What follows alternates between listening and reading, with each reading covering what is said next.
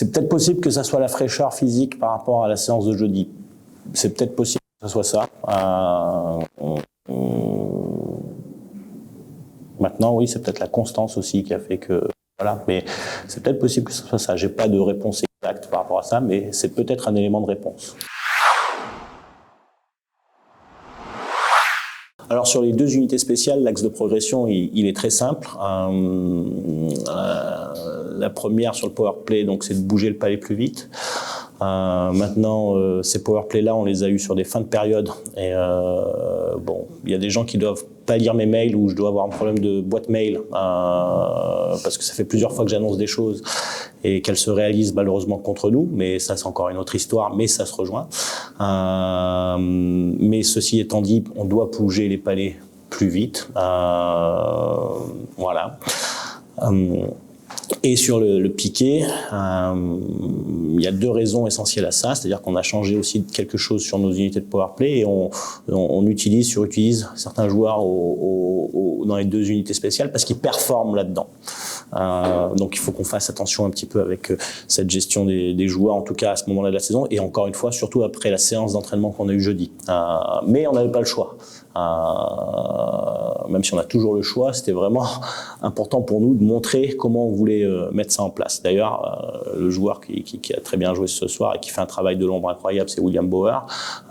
Il est là quand il faut, il gagne les face-off importants.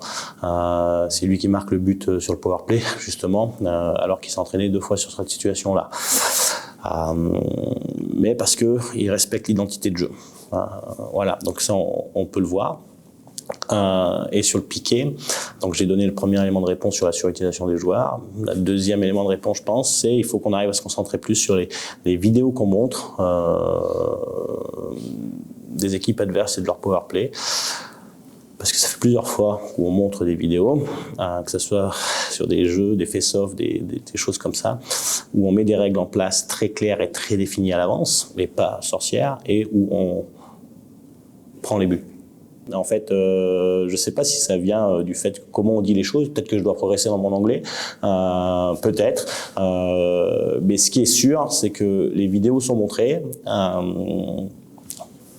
Il faut appliquer. C'est juste ça. Il faut appliquer. Maintenant, on va prendre des buts, on va faire des erreurs. Ça fait partie du jeu et notre système de jeu autorise les erreurs. C'est-à-dire, mais c'est quelle réaction on a derrière ? C'est quelle réaction qu'on a derrière qu'il faut le faire, parce que on peut pas jouer dans n'importe quel sport collectif sans accepter les erreurs, quoi. C'est-à-dire que ça n'arrivera jamais, mais c'est quelle réaction on a derrière, donc notre jeu de transition, nos jeux comme ça. Donc c'est sûr que on est très exigeant là-dessus, c'est loin d'être parfait, mais on va travailler, puis on va pas lâcher le morceau là-dessus, quoi. Je pense que c'est de la naïveté. C'est de la naïveté de penser qu'on peut sauver le monde tout seul. C'est de la naïveté, voilà. C'est de l'ego quand ça va pas bien pour soi-même. En fait, je trouve que ça part vite en petite boudinerie, quoi. C'est un peu bébé. Voilà, donc il faut soigner ça, mais c'est le monde d'aujourd'hui, donc il faut travailler avec cette jeunesse qui est celle-là, et on va y arriver. On va y arriver parce que je pense que c'est ce qui nous manque aussi, c'est dans la formation de nos joueurs, mais je le remarque chez tous les jeunes d'aujourd'hui. C'est que si ça tourne pas dans leur sens, c'est difficile de se remettre en question et de remettre le bleu de chauffe. Alors aujourd'hui, on parle de hockey, mais je pense que c'est un phénomène qui est valable pour toutes les choses. Donc il faut leur faire comprendre, il faut leur expliquer pourquoi c'est pas bien, pourquoi ça sert à rien, pourquoi il faut rester positif et travailler. Parce que la seule chose que je sais, enfin en tout cas, je sais que peu importe le talent qu'on a, peu importe qui on est, sans travail, on n'y arrive pas. Et quand il y a quelque chose qui tourne pas en notre faveur, il faut déjà être à trouver des solutions plutôt qu'à pester pendant 5 minutes. Voilà, parce que ça amène rien. Mais ça, je pense que c'est dans la vie de tous les jours.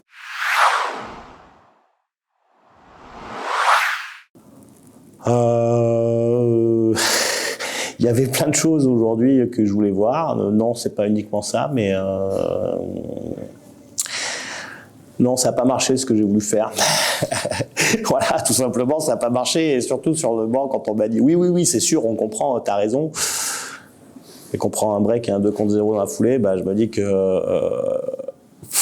waouh, c'est mince, comment on peut faire ça? Parce que c'est sûr que le jeu de Bordeaux, c'était d'aller chercher un contre, c'était sûr. Et en fait, ouais, c'est plus de la naïveté, en fait, qui me surprend tous les jours, en fait.